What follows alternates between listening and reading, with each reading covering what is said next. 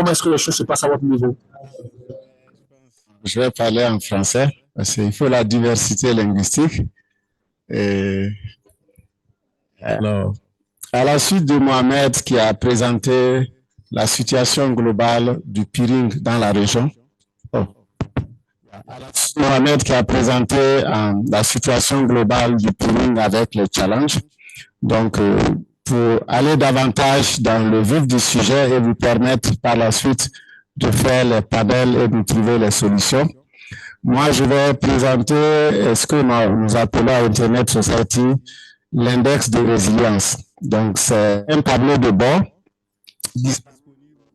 de nos pays où on peut avoir une cartographie de la situation. Quelle est la diversité en termes de sortie Internet? Quelle est la diversité en termes même de part de marché? Et qu'est-ce que ça entraîne comme problème? Donc, aussi, est-ce que il y a une exclu, il y a pas. Donc, c'est un tableau de bord qui sert plus à l'aide à la décision. Ça permet par la suite, dans les discussions, de voir comment on améliore certains aspects pour que, en fin de compte, on puisse avoir le maximum de trafic servi localement. Donc, au-delà donc du tableau, je vous présenterai aussi la situation actuelle, telle que vue par les données, sur quelle est la proportion de trafic qui nous est servi du pays, de la région et de l'international. À partir de là, ça nous donne une idée du travail à faire. Voilà. Est-ce que les slides? OK. Okay. Alors, bon, j'ai pas pu changer la date, mais c'est pas grave. Alors, donc, je suis Jean-Baptiste Milogo, donc je suis un directeur en charge du développement des technologies de développement Internet Society. Mon travail, c'est plus focus sur l'ensemble des pays africains. Nous développons tout ce qui est point d'échange, donc infrastructure. Nous organisons aussi des forums comme celui-là, donc avec AFPIF, qui va se passer cette année, qui est le forum pour aussi le peering à Kinshasa, au Congo. Donc, vous êtes la bienvenue pour nous accompagner pour la grande rencontre du peering en Afrique cette année. Et nous développons aussi dans le cadre des portefeuilles qui sont avec nous, parce que c'est vrai que dans nos villes, on a beaucoup à la 5G, dans certains cas, 4G, 3G bien fait, mais souvent, quand on sort de nos grandes villes,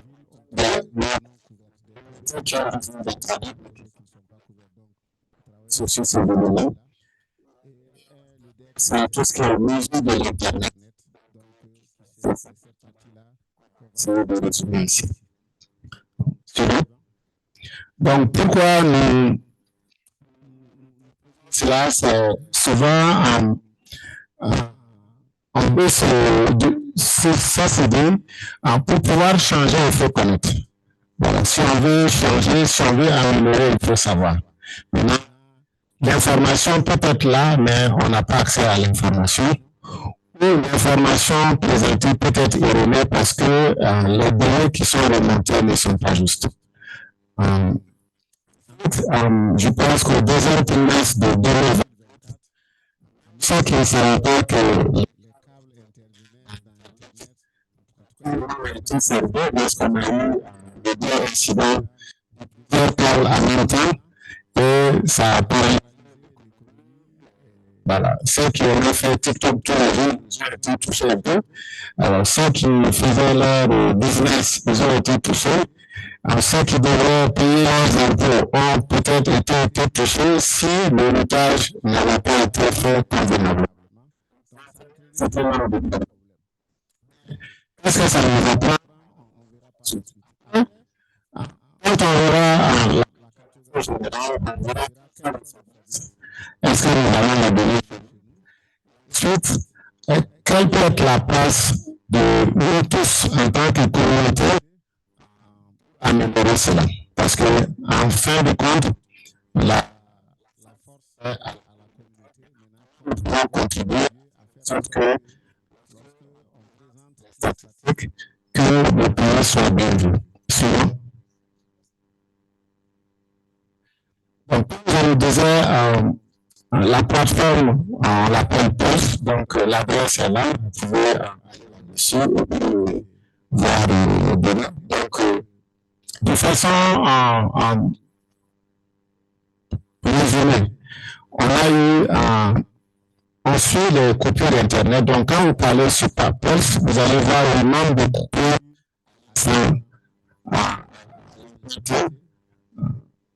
Ensuite, vous pouvez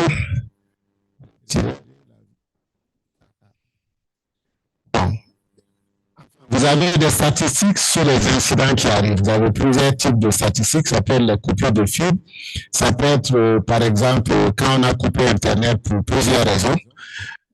C'est possible de déplacer la vidéo ou de l'enlever. Voilà. Vous avez aussi le niveau d'adoption des technologies. Donc, qui dit Internet dit aussi les technologies web. Que les devices sont configurés comme il faut. Parce qu'on peut avoir que le bab split quelque part. Et en termes de sécurité aussi, pour rassurer les utilisateurs, est-ce que on doit s'utiliser dans le pays? Donc, l'ensemble de ces bureaux-là, pour chacun de nos pays, est disponible sur cette plateforme. Donc,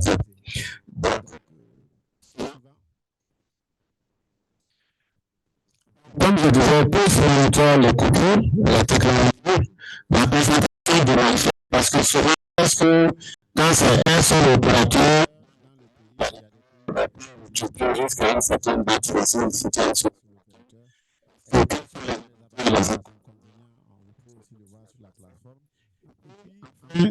Quel niveau de résilience cette configuration-là donne au pays? Donc, voilà un peu des éléments que vous trouverez sur la plateforme. Next. Next. Donc, ici, la plateforme, vous aurez donc, dans infra, vous trouverez de l'accès jusqu'au backbone. Donc, tout ce qui est infra, on essaie d'analyser.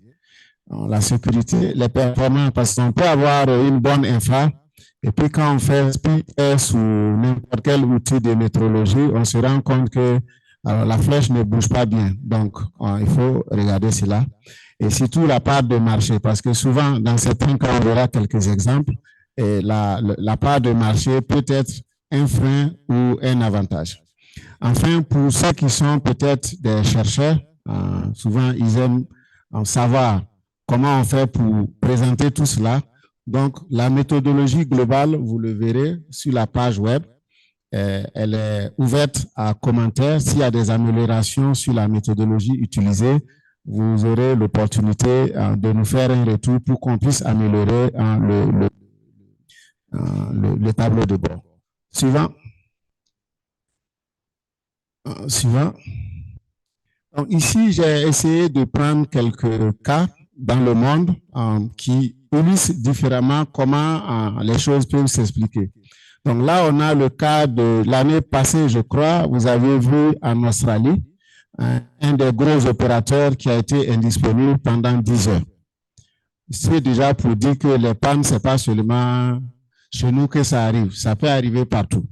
Et je pense, alors mon ami n'est pas là, mais c'est arrivé aussi chez un gros provider de contenu il y a l'année passée. Pour dire que pour moi, les pannes peuvent arriver. Maintenant, quand les pannes arrivent, c'est notre capacité peut-être d'abord à les anticiper, à les éviter, et la capacité de restauration qui est beaucoup plus importante. Donc là, ils ont eu 10 heures d'indisponibilité. Ça a affecté, comme vous le voyez, l'équivalent de certains pays dans la région même. Ensuite, l'impact sur les entreprises était important, mais on le verra peut-être cet après-midi au cours des discussions. Le problème, même si la communication n'a pas été très, très officielle, était lié à un souci alors, de ce qu'on appelle le BGP. Donc, c'est le protocole de base qui permet au réseau, à deux gros réseaux, de se parler. Donc, on ne va pas rentrer dans les détails techniques parce qu'on n'est pas censé être tous techniciens dans la salle, mais en gros, c'est le protocole qui permet aux gros opérateurs de parler entre eux et il y a des techniques de filtrage qui sont appliquées. Et cette panne-là, pour ce gros opérateur, était liée à un problème de filtrage des ressources, comme on disait, des ressources, des adresses IP. Est-ce que les filtres étaient placés dans le bon sens? Voilà un peu. Ensuite, ça a permis de montrer que malgré que c'était un gros opérateur, il y avait un manque de résilience. Parce que si, par exemple, vous avez un routeur central qui tombe en panne, dans le jargon des telcos, 1+1, je sais qu'il y en a beaucoup dans la salle, et il y a le 1+1 qu'ils aiment là-bas, mais peut-être le 1+1 n'était pas disponible ici et ça a fait que l'ensemble du réseau était impacté. Donc, il y a un problème de configuration, mais il y a un problème de peut-être d'anticipation de panne qui n'était pas disponible, ce qui peut arriver souvent à tout le monde. Il suffit que dans l'urgence, alors je vais prendre le cas de notre connectivité qu'on a mis ici. Dans l'urgence, on nous a dit, allez, on veut la connexion. On a tiré, mais peut-être qu'on n'a pas tiré le last mile avec résilience. On peut avoir le backbone qui est résilient, mais si le last mile nous lâche tout de suite, on peut se retrouver dans cette situation. Maintenant, si c'était une réunion peut-être où on a eu le temps de peut-être mieux préparer la contribution de l'opérateur, donc Orange, qui nous donne la connectivité, on devrait peut-être avoir une résilience. Pour dire que la résilience, voilà une conséquence 10 heures. J'essaie de ne pas imaginer les pertes, mais c'est arrivé là-bas, ça peut arriver chez nous. Suivant.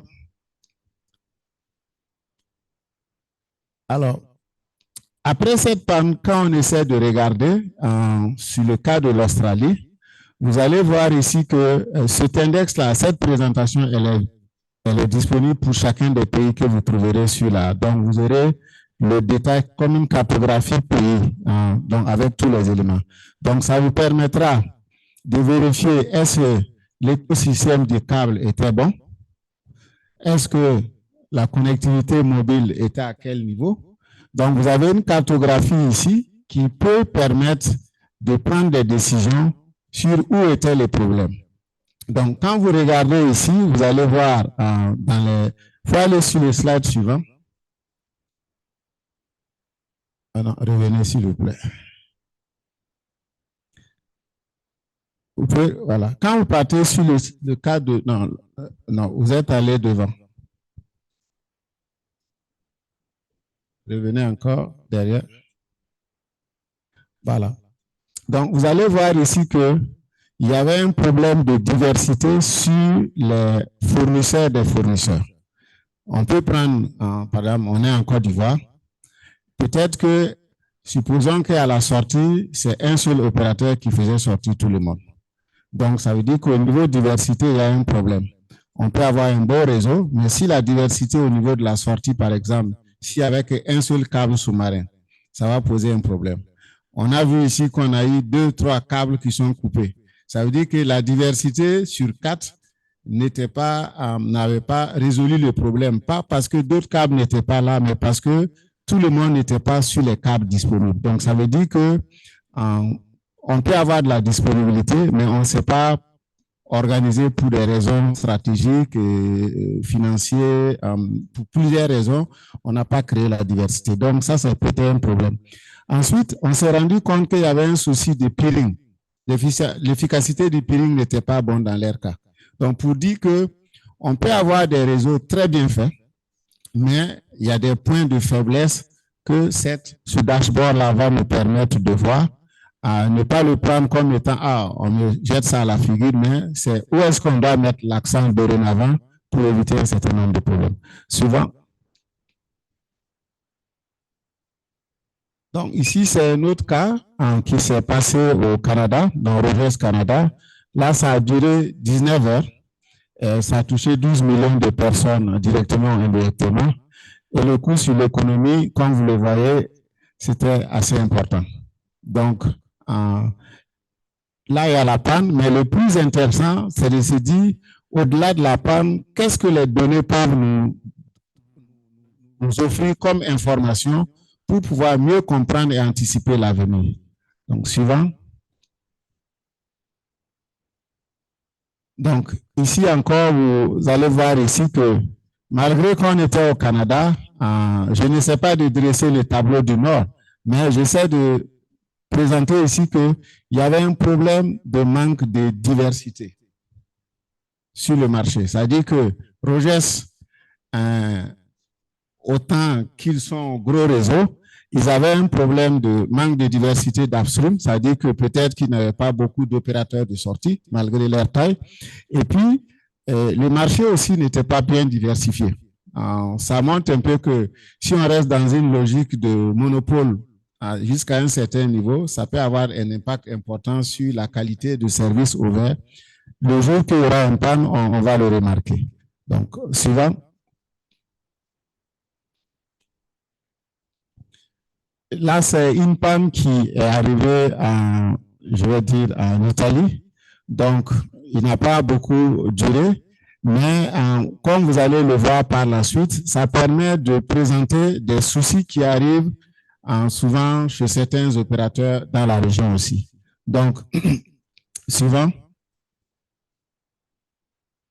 Donc, quand vous regardez ici, je pense ceux qui sont sur les routeurs, cœur de réseau, Internet dans la salle, ils aiment cet outil de Hurricane là pour voir où va le trafic, où mon opérateur, supposons que je suis ici, s'il m'envoie qu'avec celui-là, il a encore de la marge ici. Donc, si ce lien coupe, on va aller comme ça. Et puis après, il m'envoie sur les tier 1. C'est bien. Ça, c'était le cas de ce premier opérateur. Mais quand vous regardez l'autre, il peut être un gros opérateur dans le pays, mais ça veut dire qu'il y a lui, il y a son upstream, et puis il y a le tier 1. Il va dire, OK, je suis stable, j'ai de la fibre, j'ai ceci, mais quand le problème arrive, le jour que, pour X, Y raison, comme ce qui nous est arrivé, si tout ça est coupé, on est coupé. Voilà, ça voudrait dire que quel que soit le niveau de disponibilité qu'on a sur certains infras, c'est toujours bien d'avoir une politique de mutualisation, ce qui va permettre de pouvoir au moins sortir la tête quand certains problèmes non prévus arrivent, puisqu'on a l'expérience aujourd'hui que ça peut arriver. Donc, suivant. Donc, ici, comme vous le voyez, il n'y avait pas une bonne diversité. Voilà, diversité pour un. Et souvent, c'est des situations qu'on a vécues ou vues. Quand il n'y a pas de disponibilité, on peut le comprendre. Mais quand c'est possible de faire différemment, autant le faire pour que le jour qu'il y ait une panne, qu'on puisse avoir un retour de service différent. Donc, suivant. Donc, au regard de ces cas de figure qui, je dirais, se sont passés en Amérique du Nord ou en Europe, sans présenter des statistiques dans la région, je sais que beaucoup d'entre nous ici ont déjà vécu l'une ou l'autre des situations. L'idée ici, c'est de dire, si on a un tableau de bord qui peut nous permettre d'avoir une meilleure visibilité, et ça nous permet d'anticiper un certain nombre de choses. Ça permet de prendre la décision, peut-être de façon progressive, en résolvant quel est le plus gros problème. D'abord, on le résout. Ça permettra petit à petit d'améliorer l'infrastructure générale et d'apporter un meilleur service. Parce qu'on peut mettre le focus seulement sur les backbones et puis on va se rendre compte que l'adoption, le DNS ne suit pas. Et ça ouvre d'autres failles de ce côté-là. Maintenant, dans le cas de l'Afrique de l'Ouest, je ne vais pas aller dans les détails parce que j'aimerais toujours pouvoir entrer dans l'avion pour partir. Donc, j'ai essayé ici de présenter en gros plan notre région. Et à la fin, je vais présenter des slides en comparant deux régions. Et par la suite, bon, je sais qu'on dit que souvent que je suis bêté, donc je pourrais être bêté ou autre chose à la fin, dépendant de comment vous allez me regarder. Donc, suivant. Donc, ici, voilà globalement dans le monde la situation telle que vous pouvez trouver sur Pulse. Donc, La résilience en Europe, on est à 60%. Bon, avec certaines stabilités qu'on voit là-bas au niveau des services, on s'est dit 60%, c'est bien. On ne rentre pas dans les détails des pays. Ensuite, l'Asie à 46%, l'Amérique est à 45%, même que l'Océanie à la date de prise de cette diapo. Mais en ce moment, l'Afrique était à 35%.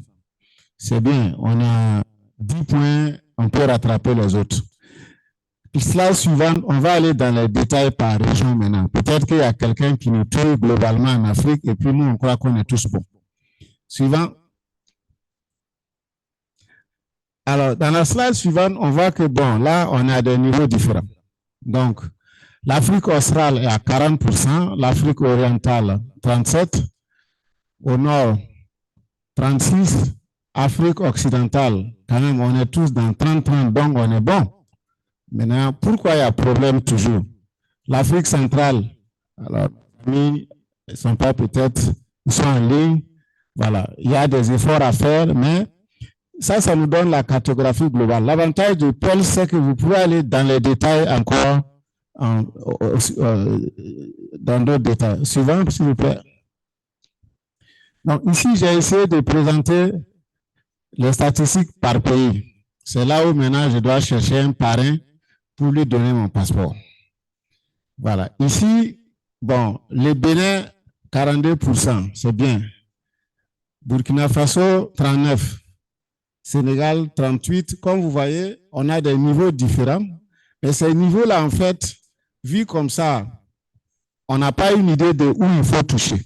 Donc, c'est là où, vers la fin, je vous présenterai. Donc, ça vous montre, comme je le disais, je crois, hier à la DG et RTCI, j'ai dit, on est sensiblement tous au même niveau sur certaines choses, quand on regarde globalement. Mais maintenant, c'est les détails qui vont faire la différence. Donc, quand vous voyez ici, l'ensemble de nos pays, Mohamed vous parlait des difficultés au Nigeria, 30%, mais j'insiste que cela reflète les données qui ont été publiées pour pouvoir être traitées.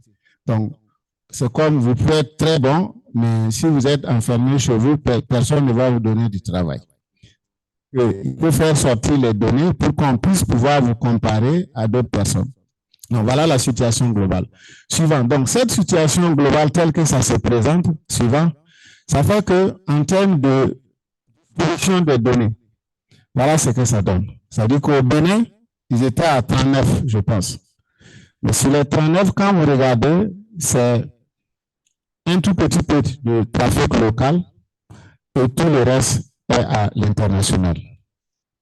Ça donne une idée du cash-out.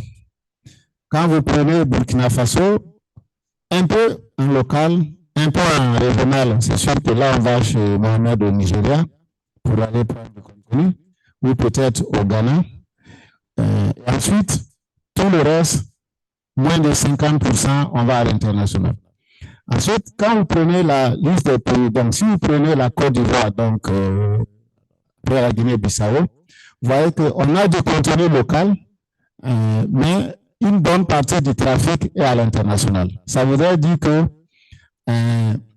sur la base de ces données-là, il y a deux choses. Soit on travaille à, je vais dire, à rapatrier les données en local, ce qui va nous permettre de remonter dans l'échelle ici et permettre d'offrir le service différemment. Le service, il est bien, mais il peut être peut-être offert différemment. Et en l'offrant différemment par un rapatriement de données ou bien par une création de contenu en local, ça va nous permettre de faire du saving en termes d'investissement CAPEX, en termes d'OPEX opérationnel. Et ce saving-là peut être servi, utilisé pour développer l'infrastructure d'accès ou de distribution dans le pays. Donc, voici un peu la situation dans le pays et dans la situation en Afrique de l'Ouest actuellement. Et je pense que le but de nos discussions, c'est de voir ensemble quel est le levier qu'on doit activer, quelles sont les synergies d'action qu'on doit mettre en œuvre. Est-ce qu'il y a des freins réglementaires qu'on doit peut-être revisiter?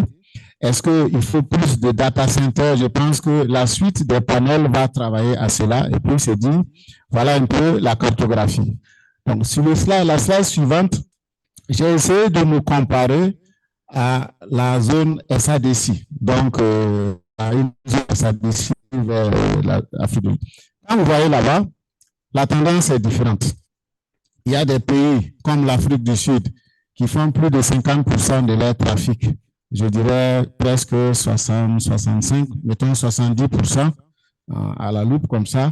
Le trafic est servi localement.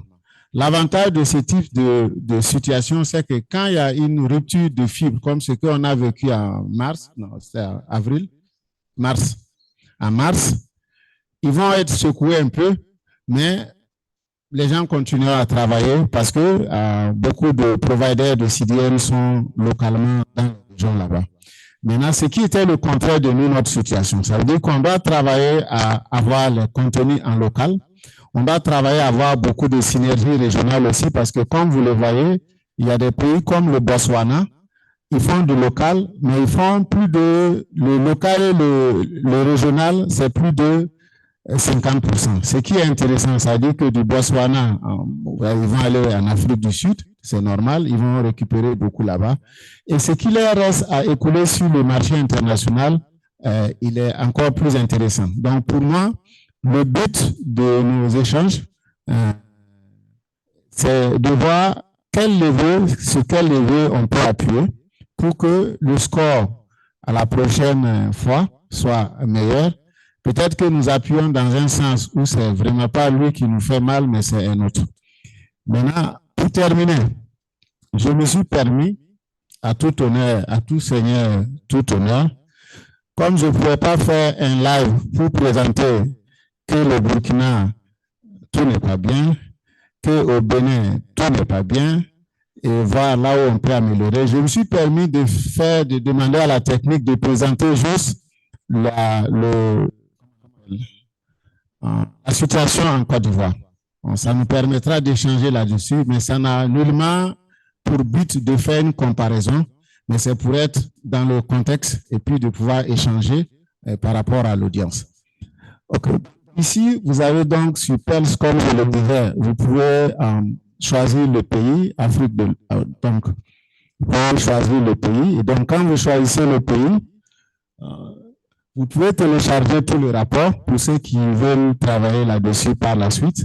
Donc, en remontant, vous pouvez accepter les cookies là et puis remonter ou rejeter selon votre politique. Donc, ici, bon, OK. Normalement, il est disponible en français. Donc là, il y a l'usage d'Internet, remonter légèrement. Voilà. Sur l'usage, donc c'est l'usage individuel, le pourcentage par rapport à la population. Ça nous donne 35% par rapport aux données auxquelles on a accès. Peut-être la réalité peut être différente, je ne sais pas s'il y a des gens du ministère. Ensuite, le score de la résilience. Donc, quand on met tout ensemble, on est à 37% par rapport à la moyenne africaine est à 35%. Donc, on n'est pas trop mal quand même. Ensuite, la diversité des providers. Donc, quand on regarde ici, sur la base de ce qu'on a, on peut améliorer. Ça veut dire que la diversité actuelle qui est là, elle est améliorable. Ça veut dire que si chacun des opérateurs regarde, il y a moyen d'améliorer ici, ce qui va permettre d'améliorer le score global national. Donc, comme je le disais, c'est donner une idée de là où les scores ne sont pas bons et que par la suite, dans les échanges, peut-être certaines solutions viendront ou bien dans les prochaines politiques ou de plans de développement des acteurs, on peut voir. Vous pouvez aller plus bas. OK. Attendez. Alors, ici, sur la distribution de détails, sur les données qu'on a, on dit que c'est pas bon. Maintenant, je ne sais pas, peut-être quelqu'un pourra me dire pourquoi. Ensuite, bon, on a une XP, je sais qu'il y en a d'autres qui vont venir, donc ça c'est bon. Et donc, merci à l'équipe de Civics et à tout le comité de gestion, et voilà, Kofi Armand et tous les amis. Ensuite, là, ici, l'idée ici, c'est de présenter comment le contenu local, donc la mesure de comment les contenus populaires de la région sont servis dans la région ou pas, dans le pays ou dans la région. Voilà. C'est-à-dire, on peut avoir peut-être un bon site qui présente à checker, qui présente, en tout cas, plusieurs choses qui nous intéressent. Voilà, la danse de chez nous, les BT, et puis le contenu n'est pas chez nous. Donc, quel est le score de ce que nous regardons tous les jours, mais qui n'est pas chez nous? Donc là, on est à 3%. Donc, comme je le disais, ça montre qu'il y a des choses qu'on peut ramener pour améliorer. C'est des choses qui existent, mais on peut les ramener. Peut-être que la situation peut être différente de la question d'énergie que Mohamed parlait. Peut-être que c'est peut-être parce qu'il n'y avait pas de data center carrière neutrale et qu'aujourd'hui, je sais que le marché est dynamique, on a des data centers et si cet environnement est réuni, on pourra améliorer ce score-là. Et en améliorant ce score, ça va améliorer l'expérience utilisateur globalement. Remontez encore. Donc, vous avez plus de détails. Ensuite, comme je vous le disais, ce n'est pas juste une analyse de la capacité et tout, mais on fait aussi une analyse de toutes les technologies qui rentrent en ligne de compte. Donc là, ici, vous avez le nombre de réseaux reçus de Afrinic pour la Côte d'Ivoire. Donc, vous avez la moyenne ici, donc 26 par rapport à la moyenne globale. Et vous avez vu qu'il y a une croissance depuis quelque temps. Le niveau d'adoption de IPv6, donc je sais qu'il y a eu beaucoup de campagnes de sensibilisation. Il y a des challenges aussi pour les opérateurs de passer parce qu'il faut s'assurer de la compatibilité des plateformes, de la formation des équipes. Il y a plein de challenges qui existent, mais là, on a la cartographie de la situation. Ensuite, ça, c'est les IPv6 attribués. Donc, ceux qui reçoivent et qui mettent en œuvre et donc ceux qui reçoivent, c'est ceux-là. Ceux qui ont mis en œuvre, c'est ceux-là. Donc, vous voyez que, bon, Brice, peut-être dans une des sessions ce soir ou d'ici demain, pourra nous dire quelle est la situation détaillée. Comme moi, je ne présente que du macro. Voilà, les détails là. Moi, je crée des problèmes et puis les gens viennent dire comment on doit résoudre. Non, ici, voilà le problème. Pourquoi l'adoption est comme ça? Peut-être Brice ou la communauté ou les opérateurs pourront nous dire pourquoi c'est comme ça. Voilà. Ensuite, remonter un peu. Donc, on a un XP et la moyenne, c'est 2 dans le pays. Vous avez vu tout à l'heure, sur les XP, on était à 100%. On était content. Mais ça veut dire qu'on ne doit pas avoir seulement l'XP sur Abidjan. On doit pouvoir avoir des POP distribués dans le pays. Mais ces POP distribués-là ne peuvent bien fonctionner que si les opérateurs ont des POP Internet aussi dans ces régions. Parce que si on va mettre un XP et puis on tire le câble jusqu'à, on vient se connecter au POP ici, ça veut dire que les opérateurs aussi doivent avoir des POP résilients. Ils doivent avoir une distribution des POP dans le pays, ce qui va permettre de pouvoir faire cela. Ensuite, là, je ne vois pas en haut, en fait. Si vous pouvez remettre sans zoomer. OK. Donc là, c'est les IPv4 qui ont été assignés. Et ensuite, les réseaux de peering. Donc, quand on regarde sur l'XP, comme ils sont là, par rapport à la moyenne générale. Or, plus il y a des réseaux de peering dans un exchange point, mieux c'est pour la qualité donc les performances globaux. Ça veut dire que si on a, par exemple, plus de 10 ASN distribués en Côte d'Ivoire, ou mettons qu'on a 25, je n'ai pas regardé, Brice pourra revenir là-dessus dans sa présentation technique. Il faut travailler à ce que l'ensemble de ces ASN-là soit au point d'échange pour que le trafic, le peering local là, soit efficace, fonctionnel. Donc, là, on a la moyenne. Je crois que tu peux remonter. Là, c'est les technologies. Je sais qu'il est presque l'heure de manger. Et souvent, on dit que vente point. Donc, ici, c'est là, on va le point CI. Est-ce qu'il est signé? Ça, souvent, ici, on n'a pas tout le monde qui a la signature ici. Donc là, on a un bon point. Ensuite, au niveau de tout ce qui est Est-ce que comme les services web supportent le DNSSEC?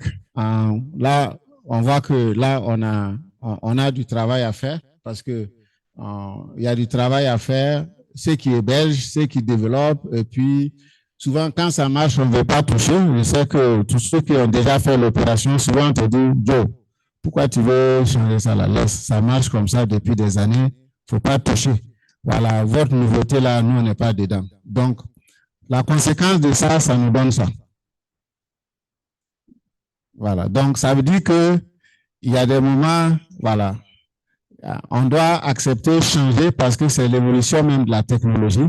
Ça peut faire turbulence un peu, mais après, on va stabiliser puisqu'il faut qu'on avance. Si on ne le fait pas, les conséquences sur la confiance des utilisateurs en ligne, sur la confiance, enfin, la sécurité des transactions, ça peut paralyser beaucoup de choses demain parce qu'on n'a pas eu le courage de prendre une décision aujourd'hui. Et là, c'est l'adoption, comme vous le voyez, la moyenne africaine, on est à 55%. Donc, vous voyez ici que le score, on peut. Je vais remonter, je vais aller rapidement, remonter.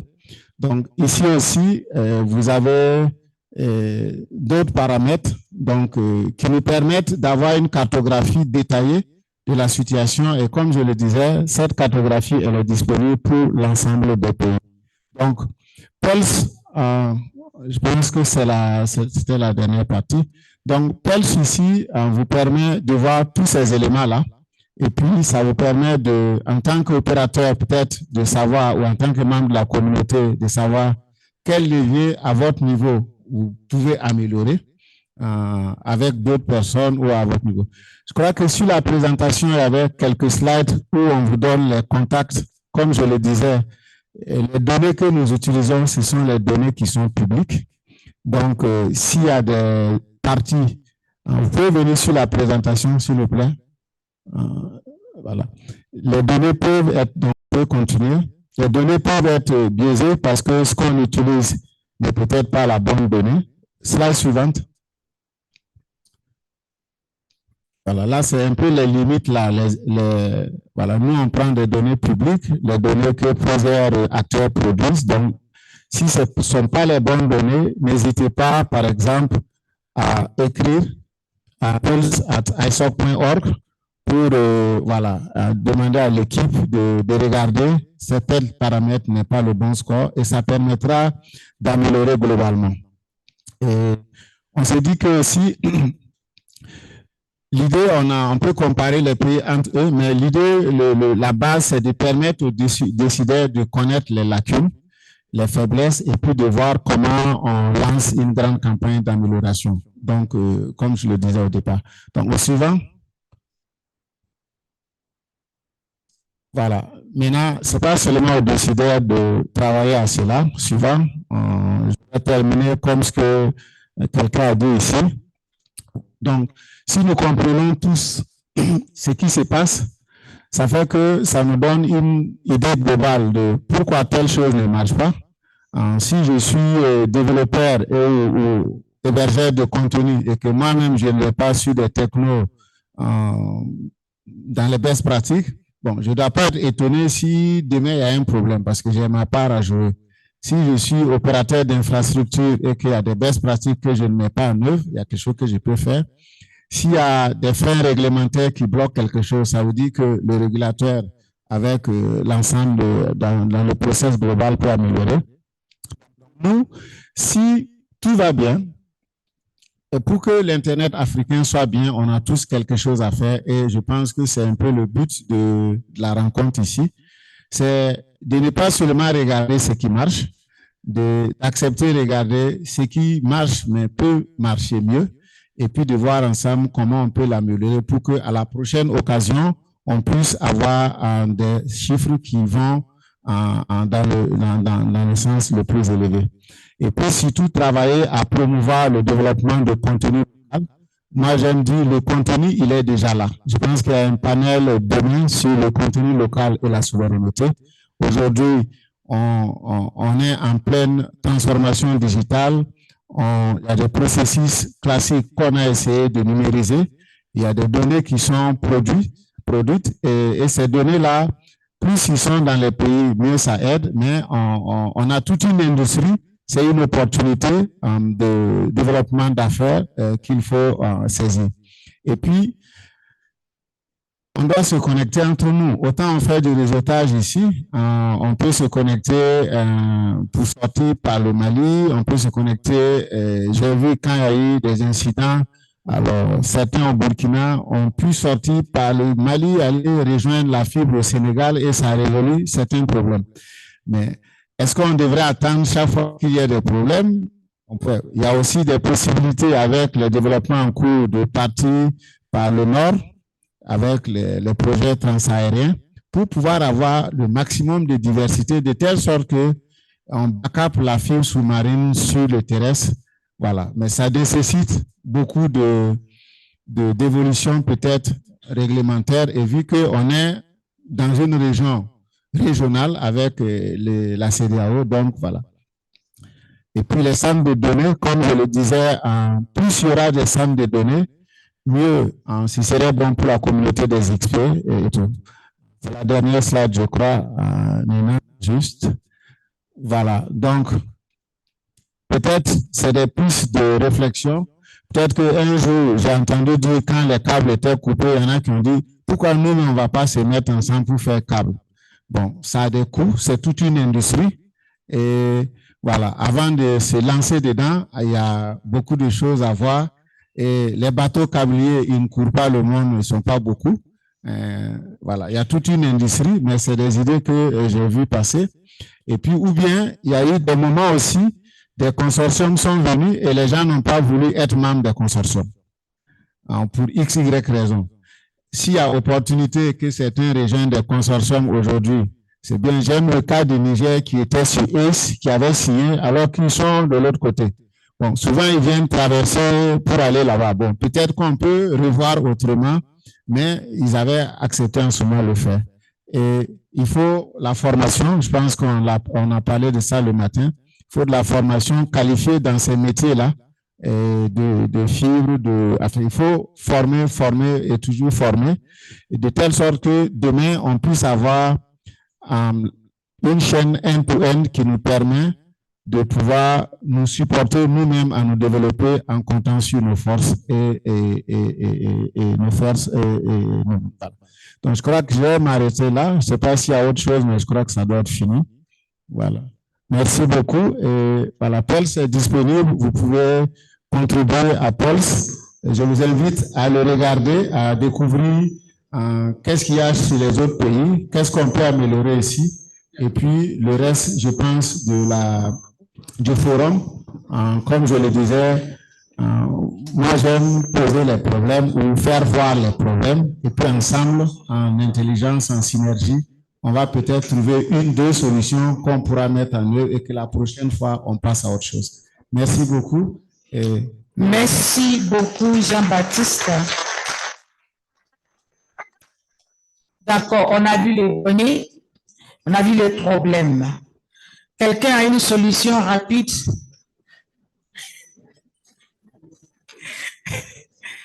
Quelqu'un a une solution? Oui, l'homme qui va nous donner l'argent. Je ne suis pas sûr. Alors, JB a parlé des statistiques qui sont reçues, et ces statistiques sont collectées à travers des probes.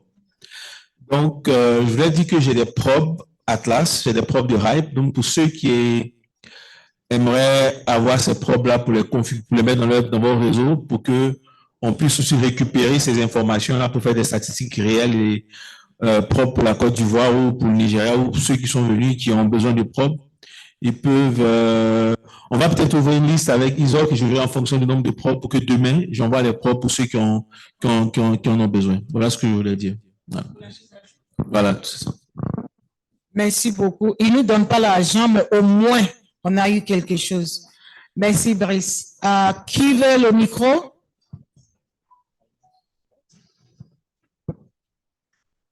Question, contribution, clarification? Okay. Good afternoon. Bonsoir, mesdames et messieurs. La question que j'aimerais poser, c'est concernant ces probes. Où est-ce que vous les avez mis afin de contrôler la capacité de données, aussi générer les informations partagées? Parce qu'au Nigeria, nous avons projeté 30%. Donc, on aimerait savoir un peu plus d'informations sur ces probes-là. The probes Donc, merci. Les probes devraient être du côté de l'utilisateur. Donc, vous n'avez pas besoin d'avoir ces probes-là dans vos centres de données. Donc, vous n'avez pas besoin de quelque chose spécial pour travailler avec ces probes. Donc, vous pouvez travailler avec ces probes-là sans spécification. Les informations que nous avons ici sont tirées d'une tierce partie, de telle sorte qu'une fois elles sont collectées, il y a assez d'informations qui ont déjà été collectées. Donc, il y a certains réquisitoires qu'on utilise pour avoir accès à ce genre d'informations. Maintenant, si il n'y a pas de probe qui est utilisé, cela ne signifie pas que ces détails, ces informations-là sont disponibles. Mais c'est juste que ces probes-là sont utilisées pour avoir des informations supplémentaires, des informations pertinentes. Toutefois, vous pourrez décider, une fois avoir adopté, utilisé ces probes-là, vous pouvez décider de faire certaines mesures pour améliorer les choses entre les pays qui vont travailler avec ces probes-là. Donc, ça sera, en gros, c'est vraiment quelque chose de bénéfique d'utiliser les probes dans un pays. Et souvent, il y a des probes aussi de transition. Vous pourrez aussi avoir certaines probes de la part de RIPE. Vous devez juste vous enregistrer, vous allez demander le probe dont vous avez besoin et vous pourrez l'avoir plus tard. Maintenant, généralement, ce que les opérateurs font, c'est qu'ils sont concernés par rapport à ce qui est à l'intérieur des probes. Et ce sont des informations que vous pouvez avoir en vérifiant. Vous pourrez faire des analyses améliorées en profondeur. Mais le problème principal concernant les probes sont en rapport avec la sécurité. Toutefois, de la part de l'utilisateur, vous pourrez avoir accès à plusieurs mesures, vous pourrez faire plusieurs mesures. Et ce qui est important aussi, c'est qu'une fois que vous travaillez avec, vous avez des probes, vous pouvez faire certaines mesures supplémentaires pour vérifier la performance et d'autres détails qui sont importants. Bonjour, merci pour l'exposition. J'ai peut-être coupé l'information. Vous aviez dit tout à l'heure que c'est selon les informations qu'on vous a données que vous projetez ces données. Qui vous fournit les informations? Le régulateur? Non, ok, merci. Donc, c'est vrai que j'ai pas très détaillé, mais en fait, parce que quand vous êtes dans un pays, les réseaux opérateurs qui discutent, ils s'échangent par exemple via le protocole BGP un certain nombre d'opérations. Il y a des répertoires publics qui donnent les performances. Par exemple, si je vais sur Internet, je peux savoir par où sort mon fournisseur pour partir. Ces données-là étant publiques, donc nous, on les collecte pour les analyser.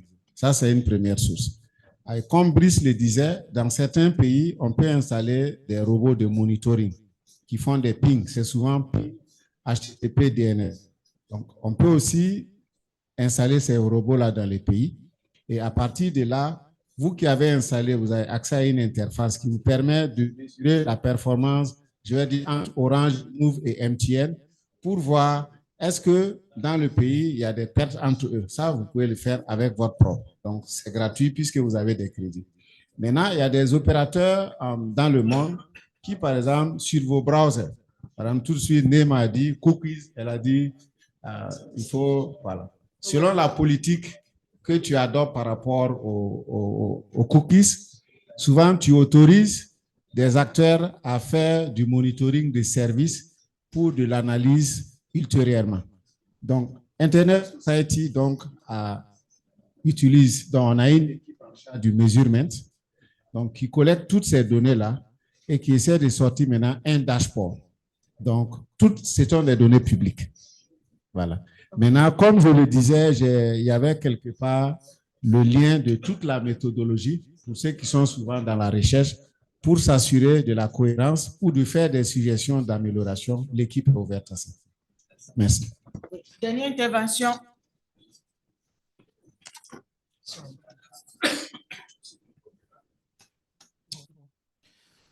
you, good afternoon. I just want to make a little comment. Merci beaucoup. Il y a juste un commentaire que j'aimerais faire. C'est en rapport avec les câbles en Afrique de l'Ouest.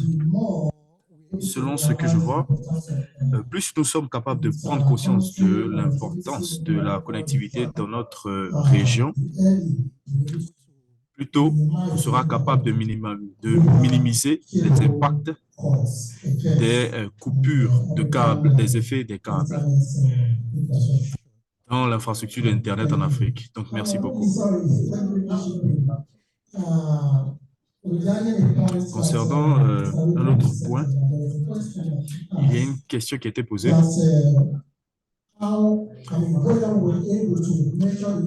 Donc, comment est-ce qu'on était capable de mesurer l'impact dans l'écosystème au Nigeria? On pouvait voir les effets à travers les améliorations qu'on a vues sur le terrain, la modification qui a été apportée sur les réseaux, et cela a reflété l'amélioration du point de vue de l'aspect du trafic AES. Aussi, il y a plusieurs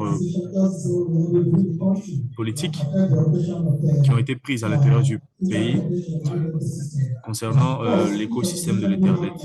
Et évidemment, chaque organisation a ses politiques internes qui limitent certaines choses, certains comportements. Et je pense que c'est ce que je peux ajouter.